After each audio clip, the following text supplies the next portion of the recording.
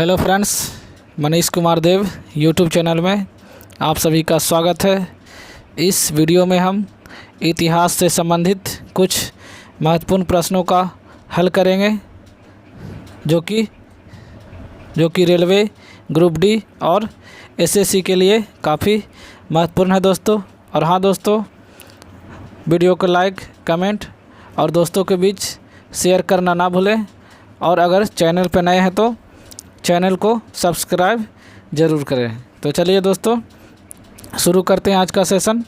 आज का पहला प्रश्न है दोस्तों कि इतिहास का पिता किसे कहा जाता है। तो इतिहास का पिता आंसर में हो जाएगा किसे कहा जाता है, हेरोडोटस को। इतिहास का पिता हेरोडोटस को कहा जाता है।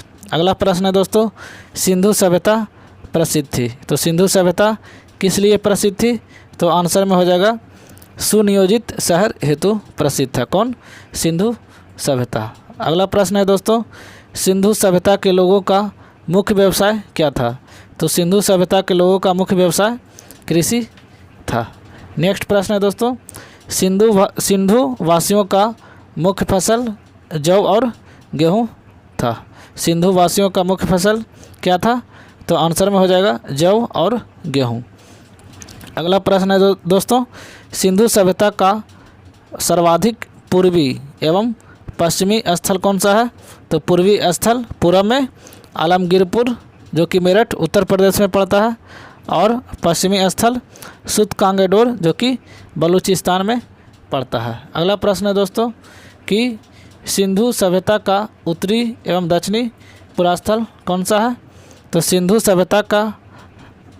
सभ्यता के उत्तर में क्या पड़ता है, मांदा जो कि अखनूर जम्मू कश्मीर में है, और दक्षिण स्थल दायमाबाद जो कि अहमदनगर महाराष्ट्र में पड़ता है। अगला प्रश्न है दोस्तों कि हड़प्पा सभ्यता के बारे में सबसे पहले जानकारी किसने दी थी।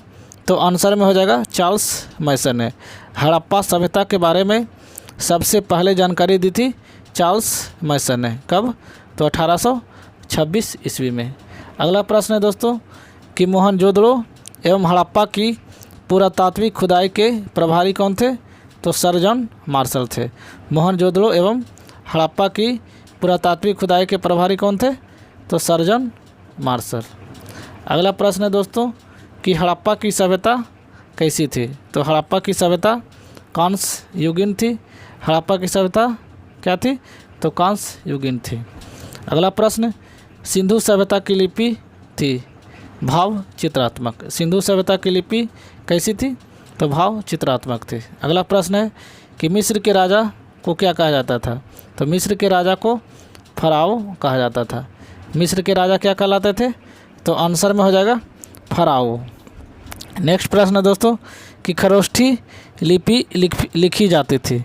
खरोष्ठी लिपि लिखी जाती थी दाएं से बाएं। और एक और लिपि है दोस्तों ब्राह्मी लिपि। ब्राह्मी लिपि बाएं से दाएं लिखी जाती थी, और खरोष्ठी लिपि दाएं से बाएं। अगला प्रश्न है दोस्तों कि स्वास्तिक चिन्ह देन है। तो स्वास्तिक चिन्ह किसकी देन है। तो सिंधु सभ्यता की देन है। अगला प्रश्न है दोस्तों कि आदि मानव ने सर्वप्रथम क्या सीखा। तो आदि मानव ने सर्वप्रथम आग जलाना सीखा था। नेक्स्ट प्रश्न है दोस्तों कि आग का आविष्कार किस काल में हुआ था। तो आग का आविष्कार पूरा पाषाण काल में हुआ था दोस्तों। आग का आविष्कार किस काल में हुआ था। तो आंसर में हो जाएगा पूरा पाषाण काल।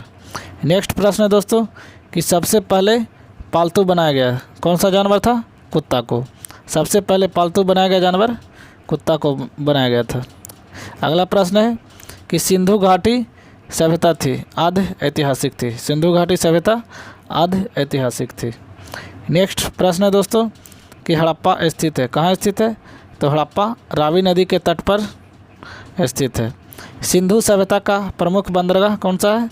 तो लोथल है जो कि वर्तमान में कहाँ है, गुजरात में। सिंधु सभ्यता का प्रमुख बंदरगाह लोथल है। अगला प्रश्न है दोस्तों कि हड़प्पा के लोग किस चीज़ से अनभिज्ञ थे। तो लोहा से थे, अनभिज्ञ थे। हड़प्पा के लोग अनभिज्ञ थे किससे।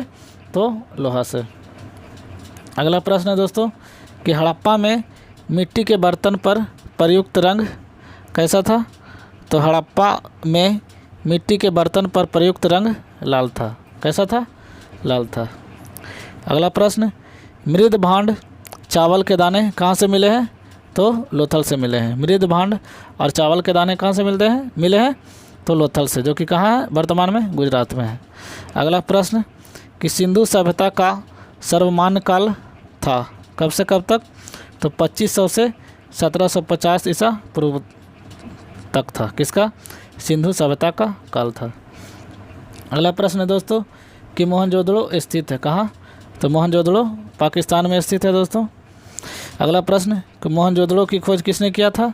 तो राखालदास बनर्जी ने किया था। किसने? तो राखालदास बनर्जी ने। अगला प्रश्न, कि नर्तकी की कांस्य मूर्ति कहाँ से मिली है? तो आंसर में हो जाएगा मोहनजोदड़ो से। नर्तकी की कांस्य मूर्ति मोहनजोदड़ो से मिली है। अगला प्रश्न, सैंधव सभ्यता की सबसे बड़ी इमारत है कौन? तो मोहनजोदड़ो से प्राप्त अन्नागार है। मोहनजोदड़ो से प्राप्त अन्नागार है। नेक्स्ट प्रश्न दोस्तों, कि मोहनजोदड़ो का खोज कब हुआ था? तो 1922 में हुआ था। यानी मोहनजोदड़ो से प्राप्त प्रमुख स्मारक कौन सा है? तो बृहत स्नानागार है। मोहनजोदड़ो से प्राप्त प्रमुख स्मारक कौन है? तो बृहत स्नानागार है। अगला प्रश्न, मेसोपोटामिया जिसका आधुनिक नाम क्या है? इराक है। मेसोपोटामिया का आधुनिक नाम इराक है। का अर्थ क्या है? तो दो नदियों के बीच की भूमि है। मेसोपोटामिया का अर्थ क्या है दोस्तों? कि दो नदियों के बीच की भूमि है। अगला प्रश्न है दोस्तों, कि हड़प्पा की खुदाई कब हुआ था? तो 1921 ईस्वी में हुआ था। दयाराम सयानी के नेतृत्व में हुआ था। अगला प्रश्न, सिंधु घाटी के लोगों ने पूजा की किसकी किया था दोस्तों? तो मातृ देवी की किया था। किसने? सिंधु घाटी के लोगों ने। अगला प्रश्न, पुराणों की संख्या कितनी है दोस्तों? तो 18 है। पुराण कितने हैं? 18। किसके काल में हुआ था? तो गुप्त काल के समय में हुआ था। अगला प्रश्न है, कि सबसे प्राचीन पुराण कौन सा है? तो मत्स्य पुराण। सबसे प्राचीन पुराण मत्स्य पुराण है। और पुराणों के रचयिता कौन थे? तो लोमहर्ष एवं उग्र श्रवा थे। पुराणों के रचयिता कौन थे? तो लोमहर्ष एवं उग्र श्रवा थे। नेक्स्ट प्रश्न है दोस्तों, वेदों व वेदांगों की संख्या कितनी है? तो वेद 4 हैं एवं वेदांग 6 हैं। अगला प्रश्न, उपनिषद की संख्या कितनी है? तो 108 है। उपनिषद की संख्या 108 है। जबकि प्रमाणिक कितने हैं दोस्तों? तो 13 है। अगला प्रश्न, पुराणों का अध्ययन करने वाला प्रथम मुसलमान कौन था? तो आंसर में हो जाएगा अल बरूनी था। पुराणों का अध्ययन करने वाला प्रथम मुसलमान अल बरूनी था। अगला प्रश्न है दोस्तों, कि उपनिषद विषय वस्तु है किसका? तो दर्शन का है। उपनिषद विषय वस्तु है दर्शन का। नेक्स्ट प्रश्न है, कि ब्राह्मण संबंधित है किससे? कर्मकांड से। ब्राह्मण किससे संबंधित है? तो कर्मकांड से संबंधित है। अगला प्रश्न, सबसे प्राचीनतम वेद कौन सा है? तो ऋग्वेद है। सबसे प्राचीन वेद कौन है? ऋग्वेद है, जिसमें सूक्त कितना है? 1028। गद्य एवं पद वाला वेद कौन है? तो यजुर्वेद है। गद्य एवं पद वाला वेद है यजुर्वेद। शतपथ ब्राह्मण संबंधित है किससे? तो यजुर्वेद से संबंधित है। कौन सा? शतपथ ब्राह्मण। तंत्र मंत्र संग्रहित वेद है कौन? अथर्ववेद। तंत्र मंत्र संग्रहित वेद है अथर्ववेद है। अगला प्रश्न, कि भारतीय संगीत का जनक किसे कहा जाता है? तो सामवेद को। भारतीय संगीत का जनक सामवेद, यानी स से संगीत और स से सामवेद, इसको ऐसे भी याद कर सकते हैं। अगला प्रश्न है दोस्तों, कि गायत्री मंत्र लिया गया है किससे? तो ऋग्वेद से। गायत्री मंत्र कौन से वेद से लिया गया है? तो आंसर में हो जाएगा ऋग्वेद। अगला प्रश्न है दोस्तों, कि गायत्री मंत्र समर्पित है किसे? सावित्री, जिसे सूर्य देवता भी कहते हैं। अगला प्रश्न है दोस्तों, कि गोत्र शब्द मिलता है किसमें? अथर्ववेद में मिलता है। गोत्र शब्द किसमें मिलता है? अथर्ववेद में। अगला प्रश्न है दोस्तों, कि भागवत धर्म के प्रवर्तक कौन थे? तो आंसर हो जाएगा कृष्ण। भागवत धर्म के प्रवर्तक कौन थे? तो आंसर में हो जाएगा कृष्ण। अगला प्रश्न है दोस्तों, कि भक्ति आंदोलन का प्रारंभ कब हुआ था? तो किसने किया था? तो अलवर संतों ने किया था। भक्ति आंदोलन का प्रारंभ किसने किया था? तो आंसर में हो जाएगा अलवर संतों ने। अगला प्रश्न है दोस्तों, आर्यों की जानकारी का मुख्य स्रोत क्या है? तो ऋग्वेद है। आर्यों की जानकारी का स्रोत क्या है? ऋग्वेद। अगला प्रश्न, कि ऋग्वेद में सर्वाधिक बार वर्णित नदी कौन सी है? तो आंसर में हो जाएगा सिंधु नदी है। ऋग्वेद में सर्वाधिक बार वर्णित नदी है सिंधु। अगला प्रश्न है दोस्तों, और ऋग्वेद में वर्णित सबसे पवित्र नदी कौन सी है? तो सरस्वती है सबसे पवित्र नदी। और सर्वाधिक बार वर्णित नदी कौन सी है? तो सिंधु। अगला प्रश्न दोस्तों, कि ऋग्वेद में वर्णित प्रमुख देवता कौन थे? तो इंद्र। अगला प्रश्न, ऋग्वेद में सबसे बाद निर्मित मंडल कौन सा है? तो 10वां मंडल है। अगला प्रश्न दोस्तों, कि ऋग्वेद में पूर्णतः सोम को समर्पित मंडल कौन सा है? तो 9वां है। अगला प्रश्न, सत्यमेव जयते लिया गया है किससे? ये तो प्रश्न दोस्तों एग्जाम में करोड़ों बार पूछा जा चुका है कि सत्यमेव जयते कहाँ से लिया गया है? तो आंसर में हो जाएगा मुंडकोपनिषद से। अगला प्रश्न, प्राचीन हिंदू विधि के लेखक कौन है? तो आंसर में हो जाएगा मनु। प्राचीन हिंदू विधि के लेखक मनु है। अगला प्रश्न, स्मृति ग्रंथों में सबसे प्राचीन है कौन? तो मनु स्मृति है। स्मृति ग्रंथों में सबसे प्राचीन है मनु स्मृति। अगला प्रश्न, पुस्तक मिताक्षरा के लेखक कौन है? तो आंसर हो जाएगा विज्ञानेश्वर। पुस्तक मिताक्षरा के लेखक कौन है? तो आंसर हो जाएगा विज्ञानेश्वर। महाभारत का अन्य नाम है जय संहिता। महाभारत का अन्य नाम क्या है? तो आंसर हो जाएगा जय संहिता। अगला प्रश्न, महाभारत की रचना किसने किया था? तो आंसर हो जाएगा वेद व्यास। महाभारत के फारसी अनुवाद का शीर्षक क्या है? तो रज्म नामा है। रज्म नामा। अगला प्रश्न, आर्यों का भारत आगमन कब हुआ था? तो 1500 ईसा पूर्व से पहले हुआ था। कब? 1500 ईसा पूर्व से पहले। आर्य पहले कहाँ बसे थे? तो पंजाब एवं अफगानिस्तान में बसे थे आर्य। अगला प्रश्न है दोस्तों, कि ऋग्वैदिक आर्यों की भाषा क्या थी? तो आंसर में हो जाएगा संस्कृत थी। ऋग्वैदिक आर्यों की भाषा क्या थी? तो आंसर में हो जाएगा संस्कृत। अगला प्रश्न, आर्य लोग भारत कहाँ से आए थे? तो मध्य एशिया से आए थे। आर्य लोग भारत कहाँ से आए थे? तो आंसर में हो जाएगा मध्य एशिया से। शून्यवाद के प्रतिपादक कौन थे? तो आंसर में हो जाएगा नागार्जुन। अगला प्रश्न दोस्तों बुद्ध से रिलेटेड है, जो कि बहुत महत्वपूर्ण है दोस्तों, इसको अच्छे ढंग से याद कर लीजिएगा। बुद्ध का जन्म कहाँ हुआ था? तो लुम्बिनी, जो कि वर्तमान में कहाँ है? नेपाल में है। और कब हुआ था? 563 ईसा पूर्व में हुआ था। अगला प्रश्न, बुद्ध की मृत्यु कुशीनगर में कब हुआ था? तो 483 ईसा पूर्व में हुआ था। और अगला प्रश्न है कि बुद्ध की मृत्यु की घटना को महापरिनिर्वाण के नाम से जाना जाता है। अगला प्रश्न, बुद्ध के प्रथम गुरु कौन थे? तो बुद्ध के प्रथम गुरु अलार कलाम थे। अगला प्रश्न, कि बुद्ध द्वारा गृह त्याग की घटना क्या कहलाया? महाभिनिष्क्रमण। गृह त्याग की घटना महाभिनिष्क्रमण और मृत्यु की घटना महापरिनिर्वाण। अगला प्रश्न, कि बुद्ध का प्रथम प्रवचन कहलाता है? तो धर्मचक्र प्रवर्तन। ये तीनों दोस्तों एग्जाम की दृष्टि से काफ़ी महत्वपूर्ण है। अगला प्रश्न है दोस्तों, कि बुद्ध ने अपना प्रथम उपदेश कहाँ दिया था? तो आंसर में हो जाएगा सारनाथ में दिया था। बुद्ध ने अपना प्रथम उपदेश सारनाथ में दिया था। अगला प्रश्न, बुद्ध ने उपदेश किस भाषा में दिया था? तो आंसर में हो जाएगा पाली भाषा ने। बुद्ध ने अपना उपदेश किस भाषा में दिया था? तो आंसर में हो जाएगा पाली भाषा। अगला प्रश्न, कि बुद्ध ने सर्वाधिक उपदेश कहाँ दिए थे?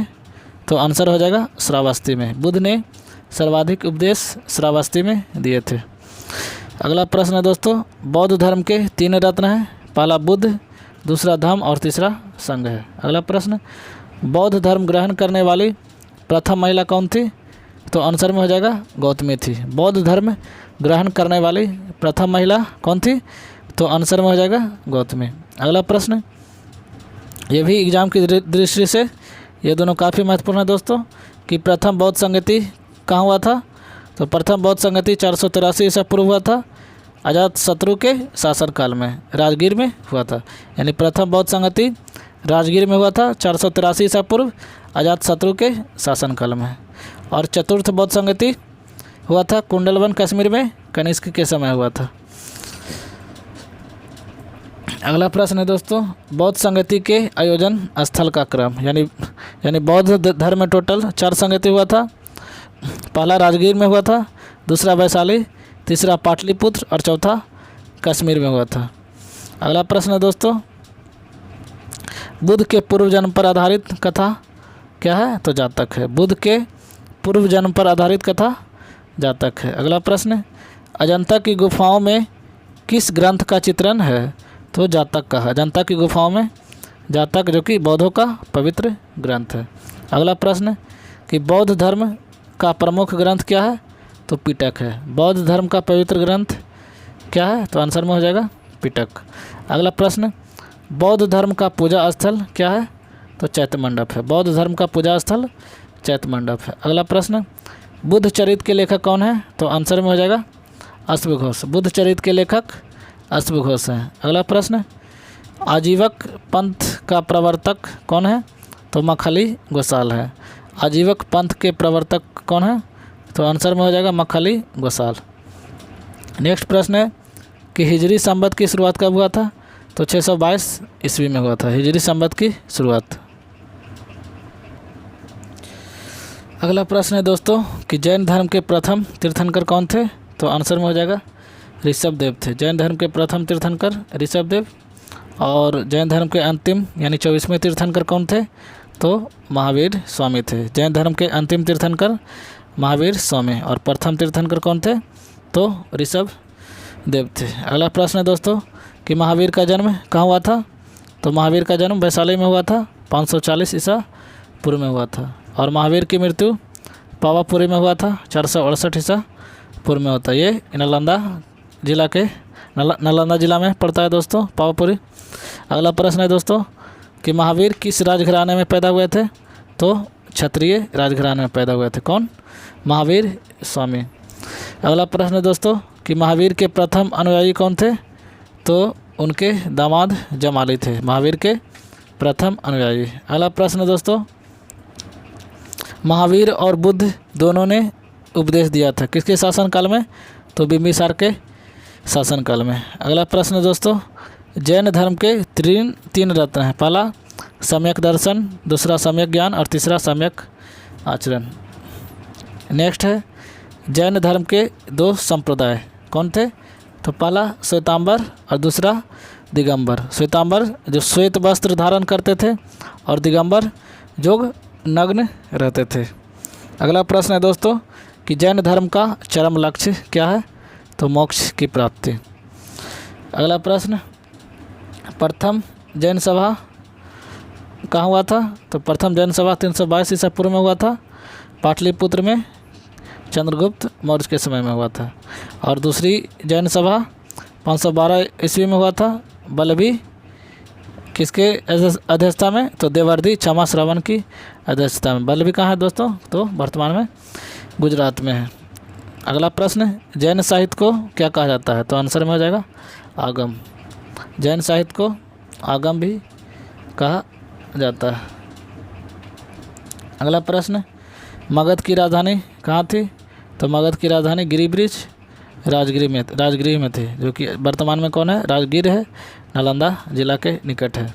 अगला प्रश्न, 16 महाजन पदों की सूची उपलब्ध है किसमें? अंगुत्तर निकाय में। 16 महाजन पदों की सूची उपलब्ध है किसमें? अंगुत्तर निकाय में। नेक्स्ट प्रश्न है, शिशुनाग वंश के संस्थापक कौन थे? तो शिशुनाग थे। शिशुनाग वंश के संस्थापक कौन थे? तो आंसर में हो जाएगा शिशुनाग। अगला प्रश्न, पाटलिपुत्र की स्थापना किसने की थी? तो उदयन ने किया था। किसने? पाटलिपुत्र की स्थापना किसने किया था? तो आंसर में हो जाएगा उदयन। अगला प्रश्न, पाटलिपुत्र बसा है गंगा सोन के संगम पर। अगला प्रश्न, हर्यक वंश के संस्थापक कौन थे? तो बिंबिसार थे। हर्यक वंश के संस्थापक कौन थे? तो आंसर में हो जाएगा बिंबिसार। अगला प्रश्न, जनपद अवंती की राजधानी कहाँ थी? तो उज्जैन थी। अवंती की राजधानी कहाँ थी? उज्जैन। अगला प्रश्न, नंद वंश के अंतिम शासक कौन थे? तो धनानंद थे। नंद वंश के अंतिम शासक धनानंद थे। अगला प्रश्न, भारत पर सर्वप्रथम आक्रमण किसने किया? तो ईरान ने किया था। नेक्स्ट कि भारत पर आक्रमण 326 ईसा पूर्व में करने वाला पहला विदेशी शासक कौन था? तो सिकंदर था। भारत पर आक्रमण करने वाला पहला विदेशी शासक सिकंदर था। अगला प्रश्न है दोस्तों, सिकंदर और पोरस के बीच का युद्ध क्या कहलाता है? तो हाइडे स्पीच यानी बितस्ता का युद्ध कहलाता है, जो कि पुरस कहाँ है दोस्तों, पंजाब में है। अगला प्रश्न, सिकंदर की मृत्यु कब हुआ था? तो आंसर हो जाएगा 323 ईसा पूर्व में बेबीलोन में हुआ था। अगला प्रश्न, मौर्य वंश है, ये भी काफ़ी महत्वपूर्ण है दोस्तों एग्जाम की दृष्टि से कि मौर्य वंश के संस्थापक कौन थे? तो आंसर में हो जाएगा चंद्रगुप्त मौर्य थे। मौर्य वंश के संस्थापक कौन थे? तो चंद्रगुप्त मौर्य थे। सुदर्शन झील का निर्माण किसने करवाया था? तो चंद्रगुप्त मौर्य ने करवाया था सुदर्शन झील का निर्माण। चंद्रगुप्त अनुयायी थे किसके? जैन धर्म के। चंद्रगुप्त किसके अनुयायी थे? तो जैन धर्म के। अगला प्रश्न, चंद्रगुप्त मौर्य के गुरु एवं महामंत्री कौन थे? तो चाणक्य थे। चंद्रगुप्त मौर्य के गुरु एवं महामंत्री चाणक्य थे। अगला प्रश्न है दोस्तों कि भारत का मैकियावेली किसे कहा जाता है? तो आंसर हो जाएगा चाणक्य को। तो भारत का मैकियावेली किसे कहा जाता है? तो आंसर हो जाएगा चाणक्य को। अगला प्रश्न कि चाणक्य, जिसे विष्णुगुप्त या कौटिल्य के नाम से भी जाना जाता था, के द्वारा रचित पुस्तक अर्थशास्त्र पुस्तक है किसके ऊपर? तो प्रशासन के ऊपर है। चाणक्य द्वारा रचित पुस्तक क्या है? तो अर्थशास्त्र पुस्तक है। अगला प्रश्न, चंद्रगुप्त ने जैन धर्म की शिक्षा किससे लिया था? तो आंसर हो जाएगा भद्रबाहु से। नेक्स्ट है दोस्तों, चंद्रगुप्त मौर्य के दरबार में आने वाला प्रसिद्ध यूनानी कौन था? तो मेगास्थनीज था, जिसकी पुस्तक कौन सी है दोस्तों? इंडिका। अगला प्रश्न, चंद्रगुप्त मौर्य की मृत्यु कब हुआ था? तो 298 ईसा पूर्व में श्रवण बेलगोला कर्नाटक में हुआ था, उपवास के द्वारा हुआ था।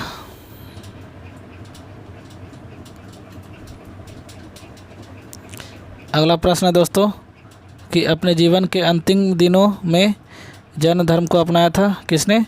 तो आंसर में हो जाएगा चंद्रगुप्त मौर्य ने। चंद्रगुप्त मौर्य जो थे जिन्होंने जैन धर्म को अपनाया था, कब? तो मरते समय। अगला प्रश्न है दोस्तों कि शिलालेख का प्रचलन प्रारंभ किया था किसने? तो आंसर हो जाएगा अशोक ने। शिलालेख का प्रचलन किसने प्रारंभ किया? तो आंसर हो जाएगा अशोक ने। अगला प्रश्न, अशोक ने धम्म स्वीकार किया था कब?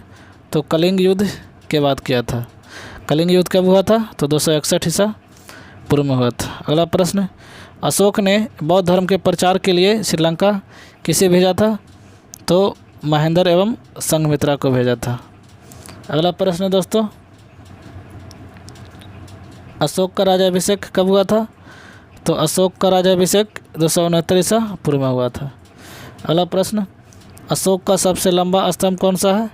तो सातवां। अशोक का सबसे लंबा स्तंभ सातवां है। अशोक का नाम अशोक है किसमें? मौस्की में, जो कि आंध्र प्रदेश है, एवं गुर्जरा जो कि मध्य प्रदेश अभिलेख में है। अगला प्रश्न, अशोक ने स्वयं को मगध का सम्राट बताया किसमें? भाबरू बैराट यानी स्तंभ लेख, जो कि जयपुर राजस्थान में है। अगला प्रश्न है दोस्तों, कलिंग युद्ध की विजय तथा क्षतियों का वर्णन किसे मिलता है? तो अशोक के 13वें शिलालेख में मिलता है। कलिंग युद्ध के विजय तथा क्षतियों का वर्णन किसमें मिलता है दोस्तों? तो अशोक के 13वें शिलालेख में। अगला प्रश्न, सांची का स्तूप किसने बनवाया था? तो अशोक ने बनवाया था सांची का स्तूप। नेक्स्ट है कि श्रीनगर की स्थापना किसने किया था? तो आंसर हो जाएगा अशोक ने किया था। श्रीनगर की स्थापना किसने किया था? तो आंसर हो जाएगा अशोक ने। अशोक के अभिलेखों की खोज 1750 ईस्वी में किसने किया था? तो टी फैंथलर ने किया था। टी फैंथलर ने। अशोक के अभिलेख को सर्वप्रथम किसने पढ़ा था? तो जेम्स प्रिंसेप ने पढ़ा था। 1837 ईस्वी में पढ़ा था। किसने? जेम्स प्रिंसेप ने पढ़ा था। कब? तो 1837 ईस्वी में। अगला प्रश्न, अशोक की मृत्यु कब हुआ था? तो 232 ईसा पूर्व में हुआ था। अगला प्रश्न, हरिसेन का इलाहाबाद प्रशस्ति लेख जानकारी देता है किसका? समुद्रगुप्त का। नेक्स्ट प्रश्न है दोस्तों कि मौर्य वंश का अंतिम शासक कौन था? तो आंसर हो जाएगा बृहद्रथ। तो दोस्तों ये था आज का सेशन। वीडियो कैसा लगा कमेंट में ज़रूर बताइएगा, और वीडियो को अपने दोस्तों के बीच ज़रूर शेयर करिए, और अगर चैनल पर नया है तो चैनल को सब्सक्राइब ज़रूर कीजिए दोस्तों। अब मिलते हैं नेक्स्ट वीडियो में, तब तक के लिए जय हिंद, जय भारत।